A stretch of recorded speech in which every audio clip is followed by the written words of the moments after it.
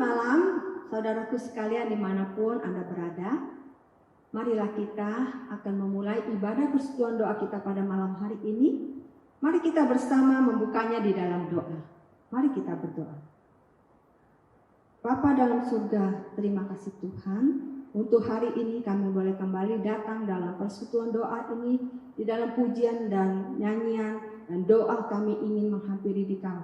Tuhan kuduskan dan Tuhan layakkan kami sekalian. Hingga kami boleh merasakan kehadiran Tuhan melingkupi kami.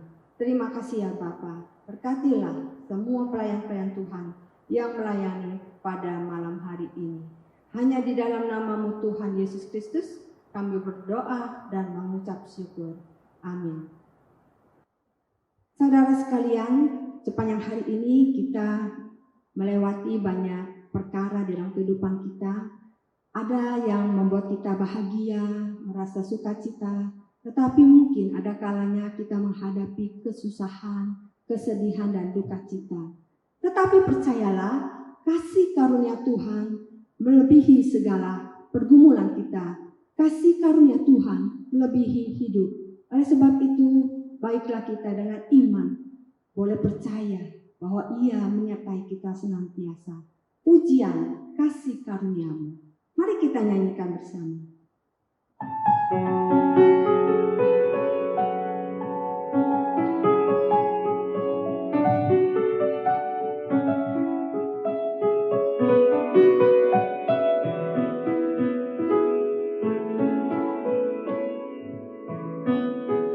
Kasih karunia-Mu buatku hidup, kasih karunia-Mu buatku berharga, kasih karunia-Mu buatku mulia dalam pandangan-Mu.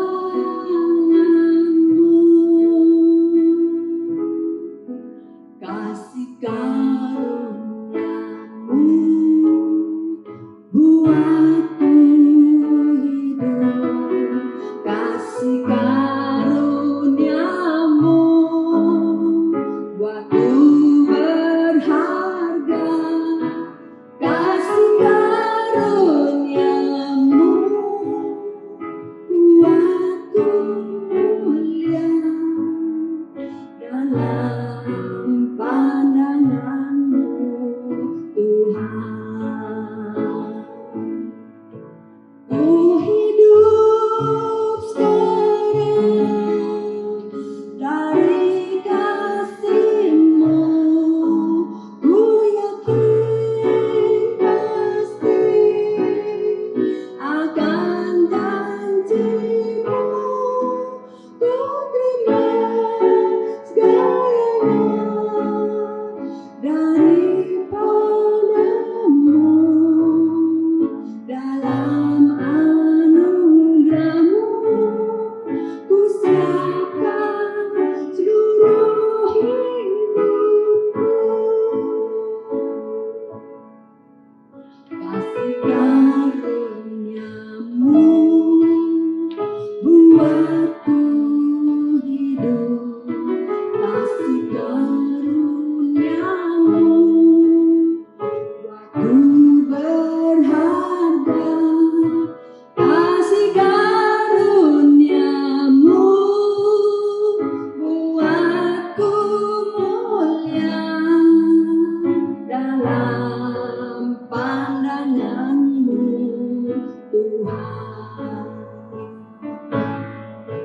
Ku hidup sekarang dari kasih-Mu, ku yakin pasti akan janji-Mu, ku terima segalanya daripada-Mu. Dalam anugerah-Mu ku serahkan seluruh hidupku.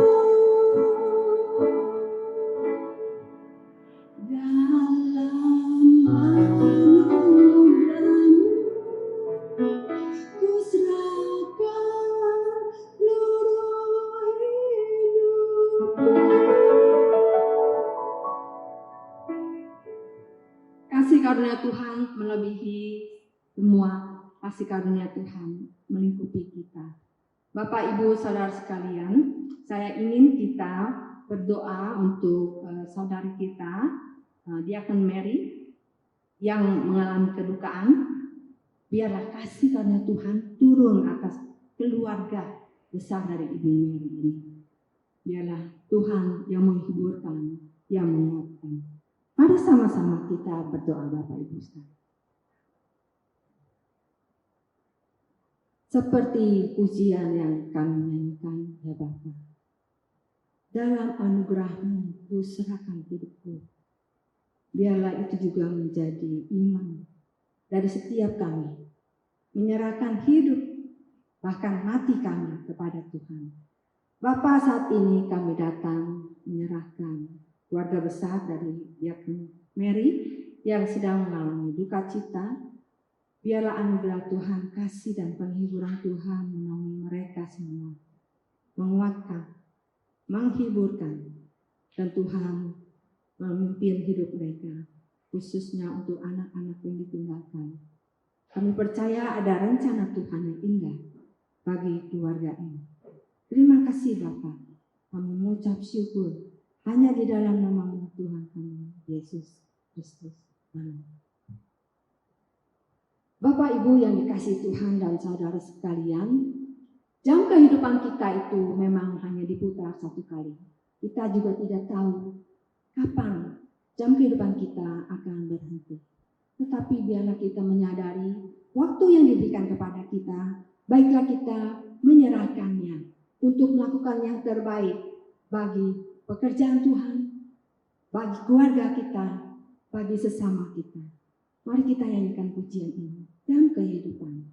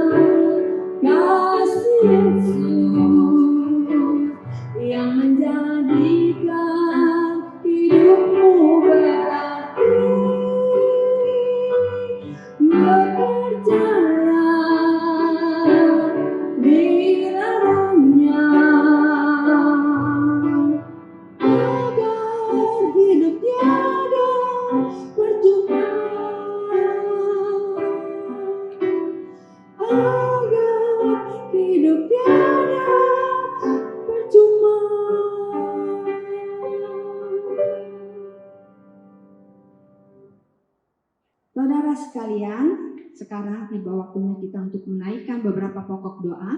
Mari saudara bisa melihatnya di layar ini. Kita menundukkan hati, sama-sama kita berdoa.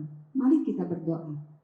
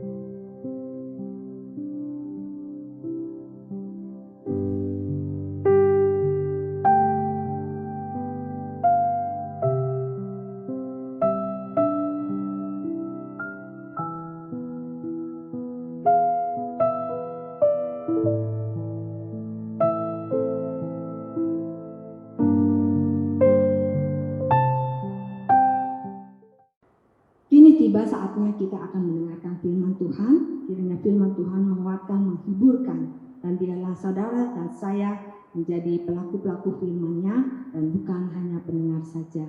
Sebelumnya mari saya mengundang kita untuk menaikkan pujian, mempersiapkan hati kita untuk mendengarkan firman Tuhan. Jalan hidup orang benar selalu diterangi oleh cahaya firman Tuhan.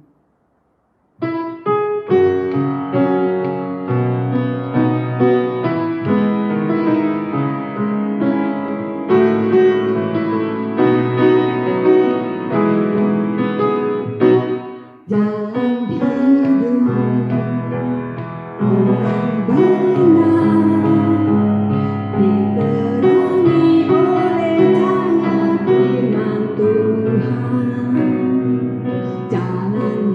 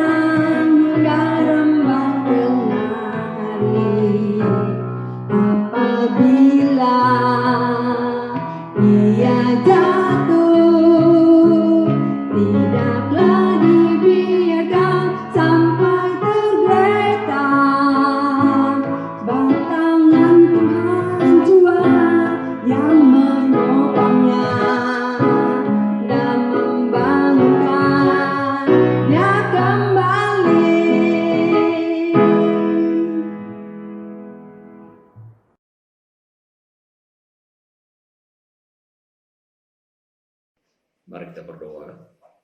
Terima kasih Bapa Surgawi atas kesempatan ini. Kami berhimpun kembali di dalam persekutuan doa.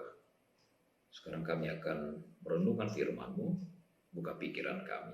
Di dalam Yesus Tuhan kami berdoa. Amin. Saudara sekalian, pandemi COVID-19 telah menjadi momok bagi penduduk dunia setengah tahun terakhir ini. Virus ini telah memicu stres dan menyebabkan penderitaan yang besar di seluruh dunia. Akan tetapi, jika direnungkan dengan mendalam, kemunculan virus corona ini telah menjadi semacam lakmus yang memberikan petunjuk seperti apa kualitas keimanan seorang Kristiani. Sekedar informasi bagi saudara yang tidak paham apa itu lakmus.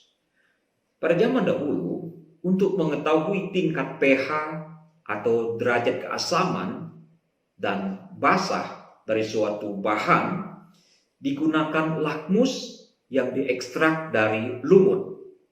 Biasanya lakmus dikemas dalam bentuk kertas ukuran kecil. Nah, kertas lakmus akan berubah warna jika dicelupkan ke dalam sebuah larutan. Dengan cara itulah pH sebuah larutan diketahui. Dan sekarang, lakmus corona telah memberikan petunjuk awal tentang kualitas spiritualitas seseorang. Di zaman normal, segala sesuatu nampak baik-baik adanya. Justru di saat seperti ini akan tampak ketidaknormalan spiritualitas seseorang. Spiritualitas yang saya maksudkan di sini adalah tentang kesetiaan dan kekhusyukan di dalam melakukan ibadah di rumah. Saudara sekalian, karena sudah berada di zona hijau, ada gereja yang telah memulai kebaktian secara reguler dengan syarat-syarat baru yang telah ditetapkan. Akan tetapi menurut laporan, rupanya yang hadir di gereja itu tidak seperti yang diharapkan. Tentu saja harapan, ekspektasi yang dibuat oleh majelis jemaat dari gereja itu telah mengeluarkan ataupun mengesampingkan sejumlah orang yang tidak dianjurkan untuk hadir karena alasan-alasan yang objektif. Jika seseorang tidak hadir karena pertimbangan pandemik, saya 100% bisa paham dan bisa memberikan toleransi. Akan tetapi saat ditanya mengapa orang-orang tertentu tidak hadir, rupanya ada yang memberikan jawaban karena tidurnya kemalaman. Jadi susah bangun. Karena itu ia lebih memilih kebaktian secara online saja. Saudara-saudara, contoh kasus ini tidak sepenuhnya menunjukkan bahwa orang ini tidak peduli dengan kerohaniannya. Masih mending dia ikut kebaktian online daripada sama sekali tidak kebaktian. Tetapi bagi saya, jawaban seperti ini menyedihkan. Karena sikap seperti itu secara terang benderang menunjukkan bahwa seseorang tidak menaruh ibadah sebagai sebuah prioritas dan karena itu perlu dipersiapkan dengan baik. Nah, sekarang saya akan mengajukan beberapa pertanyaan sederhana dan silakan saudara renungkan baik-baik. Nomor 1, siapa di antara saudara yang selama pandemi ini selalu rutin ikut ibadah meskipun secara online yang diselenggarakan oleh gereja? Yang kedua, siapa yang kebaktiannya tidak rutin alias bolong-bolong? Ketiga, siapa yang sama sekali tidak pernah kebaktian selama pandemi ini? Sebetulnya pertanyaan yang ketiga ini tidak relevan. Toh orang yang tidak pernah kebaktian tidak akan mendengar pertanyaan ini.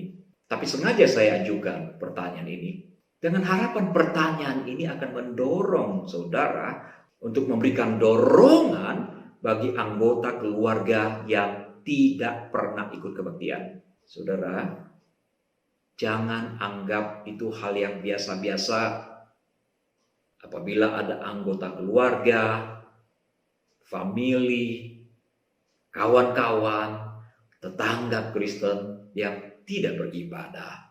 Jika ada anggota gereja yang melalaikan ibadah, menjadi kewajiban rohaniwan dan majelis jemaat untuk mengingatkan. Tetapi terlebih menjadi tanggung jawab saudara yang memang tinggal serumah dengan anggota keluarga yang ogah-ogahan seperti itu. Pertanyaan keempat, siapa yang selalu siapkan waktu ibadah pada waktu yang telah ditentukan? Saudara mungkin berkata, jam berapa sama saja, yang penting ibadah. Karena itu, jangan heran ada orang Kristen yang melakukan ibadah hari Minggu, tetapi dilakukan di hari Senin, bahkan hari Selasa. Jangan bilang itu sama, saudara. Betul, ibadah orang Kristen, mau hari apa, mau jam berapa, sah. Tetapi yang saya maksudkan di sini adalah tentang keseriusan dan keprioritasan. Prioritas itu bermakna mendahulukan hal yang lebih utama daripada yang lain. Jadi kalau ibadah secara online pada pukul 9.30, lalu saudara kebaktian pukul 11 siang, karena bangun dari tidur pukul 11 kurang 15, maka yang jadi prioritas saudara di hari itu adalah tidur. Nah, sekarang pertanyaan kelima. Kita berbicara tentang sikap dan penampilan di saat melakukan ibadah. Sudah mandi? Berpakaian rapi? Atau aut-autan? Duduk dengan manis seperti ketika ibadah di gereja? Ikuti semua liturgi yang disajikan, atau sambil baca WA dan makan martabak barangkali. Nah, jelas bukan bahwa virus corona telah menjadi lakmus yang memberikan petunjuk tentang kualitas spiritualitas kita, tentang kualitas kekristenan kita, tentang keseriusan kita di dalam hal beribadah, tentang kesetiaan dan kekusyukan kita beribadah. Saudara mungkin berkata, beri saya alasan yang kuat bahwa kebaktian itu perlu dan penting. Dan mengapa ibadah harus menjadi prioritas dalam hidup ini? Nomor satu, saudara, ibadah adalah kewajiban, bukan opsional, bukan pilihan. Sebetulnya saudara, bagi orang Kristen, terlepas tempat dan cara, ibadah itu adalah betul-betul kewajiban, bukan pilihan. Apalagi suka-suka gue dong. Sebab ada tertulis, Ibrani 10 ayat 25 berkata, janganlah kita menjauhkan diri dari pertemuan-pertemuan ibadah kita, seperti dibiasakan oleh beberapa orang. Tetapi marilah kita saling menasihati, dan semakin giat melakukannya, menjelang hari Tuhan yang mendekat. Jelas di dalam ayat ini, ada larangan untuk menjauhkan diri dari pertemuan ibadah, bukan? Setiap orang Kristen yang melek huruf pasti paham ayat ini. Nah, saudara sekalian, seperti apa kualitas spiritualitas seorang Kristen yang tidak meluangkan waktu dan bahkan dirinya untuk ibadah yang diwajibkan oleh Tuhan kepadanya? Seperti apa kualitasnya? Ada yang bilang, kebaktian online tidak asik, ngantuk. Padahal di ruang kebaktian juga banyak yang ngantuk. Ada yang bilang, habis ibadahnya tidak enak. Ibadah itu bukan sejenis makanan, saudara. Ini bukan tentang enak atau tidak enak. Jadi please, jangan ada ide untuk mencari kesenangan, kelegaan, sukacita, dan sebagainya. Sebab jika itu yang saudara cari di dalam ibadah, saudara tidak berniat untuk beribadah kepada Tuhan sebetulnya. Itu berarti mencari pelepasan, mencari kepuasan diri.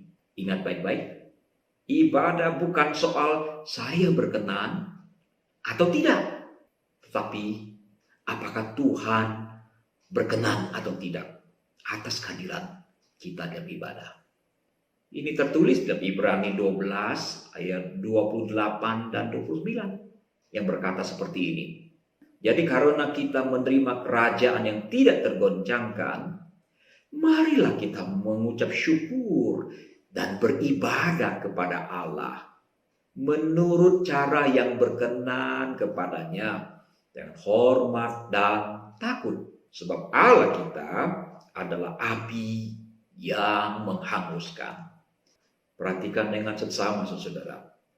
Ayat ini berkata, marilah kita mengucap syukur dan beribadah. Kepada siapa kita beribadah? Kita beribadah kepada Allah.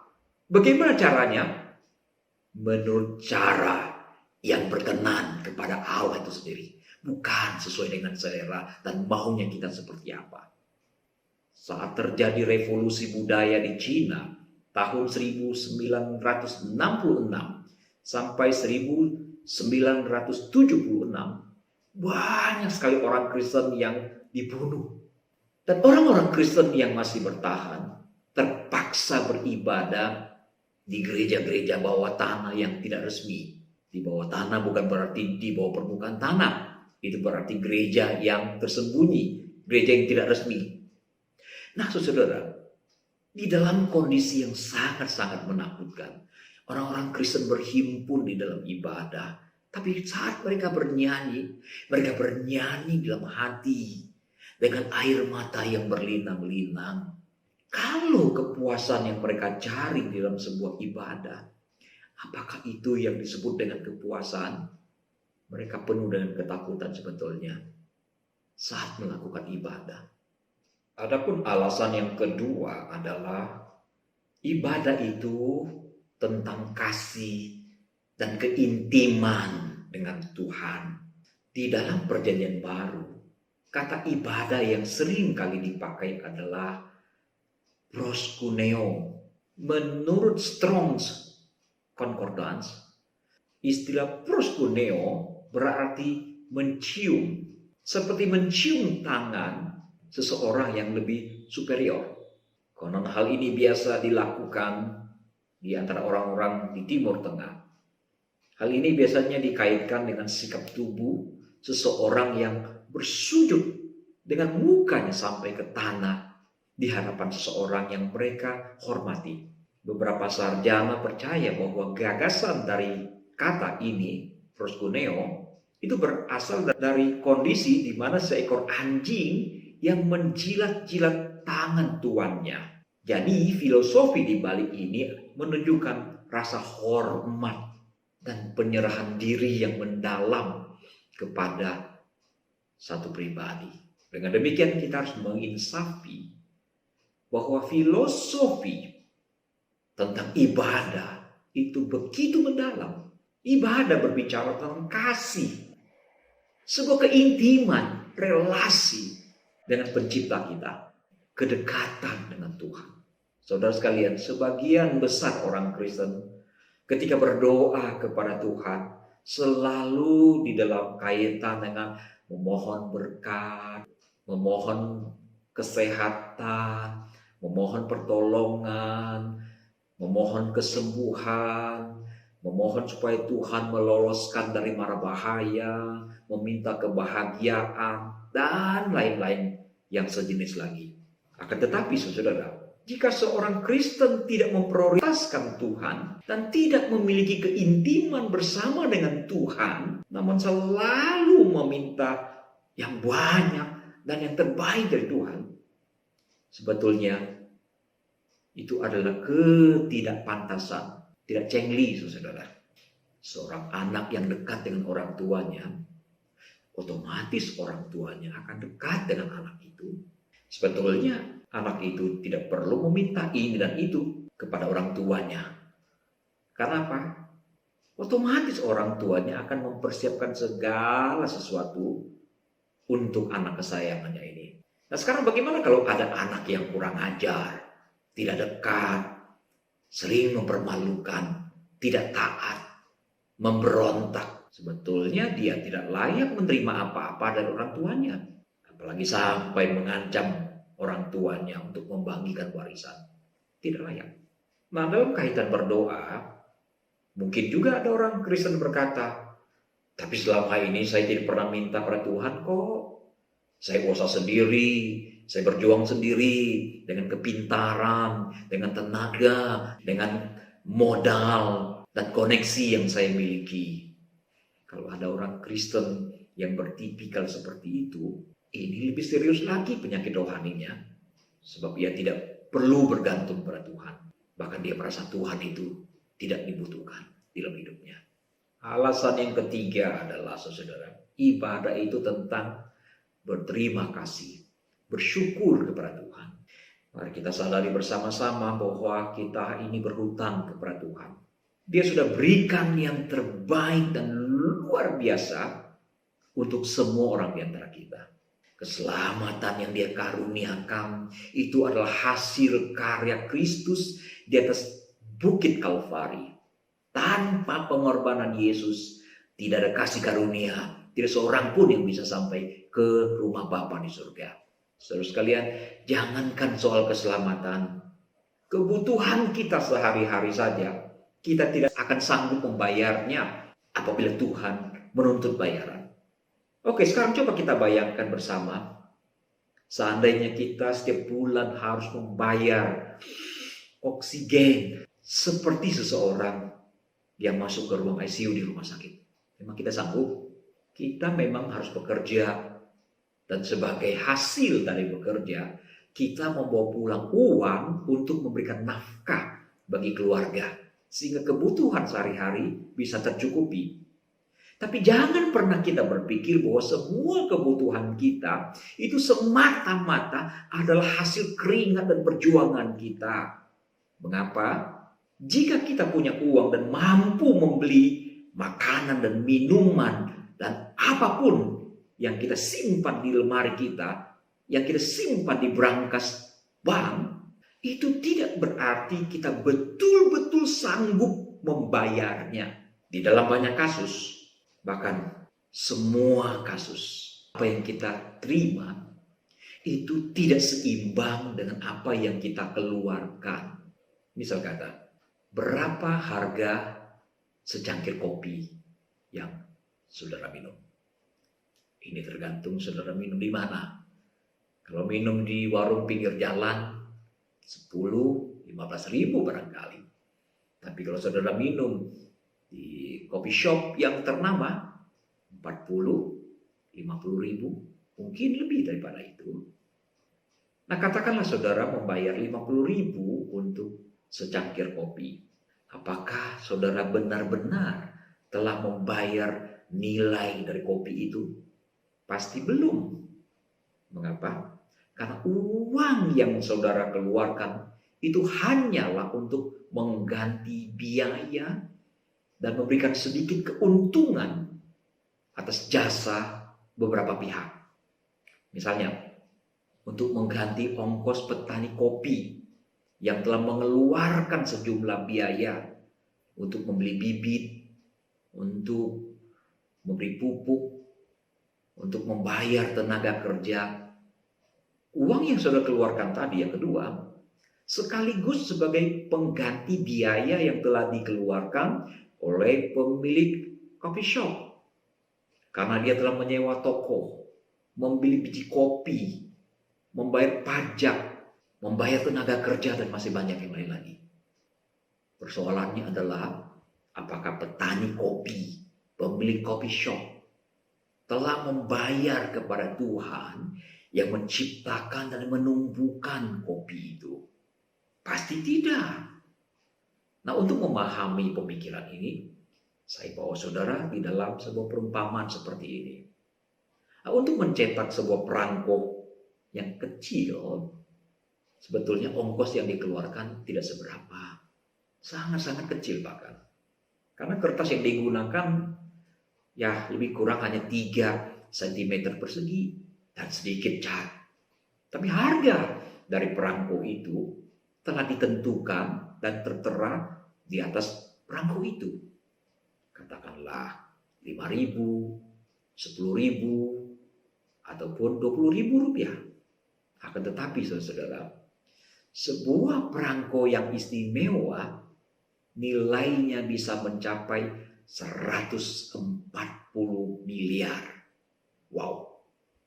Perangko British Guyana dicetak di Guyana pada tahun 1856. Perangko yang berbentuk persegi 8 ini dicetak di atas kertas berwarna magenta.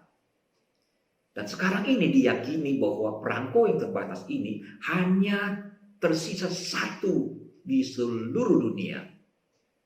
Sebetulnya harga nominal perangko ini sangat tidak berharga, cuma 1 sen. Dan apalagi ongkos untuk membuat perangko ini pasti jauh lebih murah pada waktu itu. Tetapi pada tanggal 17 Juni 2014 yang lampau, perangko ini dilelang dan hanya dalam tempo 2 menit terjual.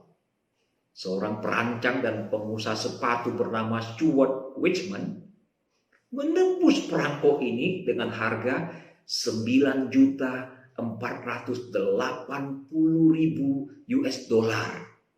Itu setara dengan 140 miliar rupiah.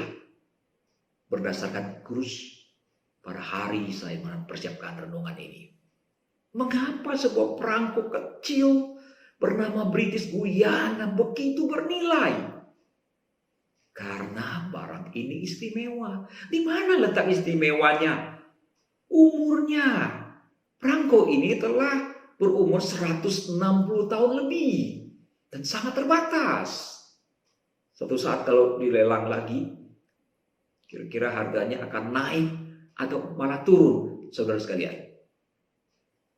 Nah, untuk selembar British Guyana, orang-orang memberikan nilai yang super fantastis. Sekarang, apakah kopi yang saudara minum itu tidak istimewa? Ya, orang-orang bisa saja membuat kopi imitasi di zaman sekarang ini dari material-material yang bisa ditemukan di dunia ini. Tapi kopi asli buatan tangan Tuhan itu diciptakan dari tidak ada menjadi ada. Dari sebuah biji yang kecil, Tuhan menumbuhkannya menjadi sebuah pohon. Tidakkah itu jauh dan jauh lebih istimewa daripada sebuah perangko buatan manusia? Jadi intinya, 50.000 yang saudara keluarkan untuk secangkir kopi, itu hanya harga dari kopi yang telah disepakati. Tapi sebetulnya saudara belum sama sekali membayar nilai dari kopi itu. Maka dalam hal ini, saudara telah berhutang kepada Tuhan yang menciptakan kopi. Dan bukan hanya kopi, yang lain pun kondisinya sama. Berapa banyak hutang kita pada Tuhan? Pernah kita berpikir untuk berterima kasih, bersyukur atas nikmat, atas karunia yang Dia berikan luar biasa itu. Dan betul bukan? Virus corona ini telah menunjukkan kepada diri kita bagaimana tingkat spiritualitas kita. Saudara sekalian, saya melihat banyak orang menjadi begitu rohani saat terkena musibah, ataupun tiba-tiba mengidap sebuah penyakit serius, bahkan menjurus pada kematian. Tapi sayangnya, di dalam banyak kasus, begitu seseorang mengalami recovery ataupun sembuh dan segar bugar kembali, kerohaniannya malah tidak stabil lagi, cenderung kembali lagi ke posisi lama. Apakah perlu seseorang dijewer oleh Tuhan lagi agar dia kapok? Semoga Tuhan menyadarkan kita. Mari kita berdoa. Tuhan Bapa Surgawi, ampunilah kami apabila kami tidak menjadi orang Kristen yang sungguh-sungguh, tidak meluangkan waktu dengan serius, tidak memprioritaskan Tuhan dalam ibadah, dan tidak bersungguh-sungguh di dalam ibadah yang kami lakukan di rumah kami masing-masing selama pandemi ini. Sadarkan kami Tuhan, mampukan kami untuk berubah Tuhan. Di dalam Yesus Tuhan kami memohon. Amin. Tuhan memberkati saudara sekalian.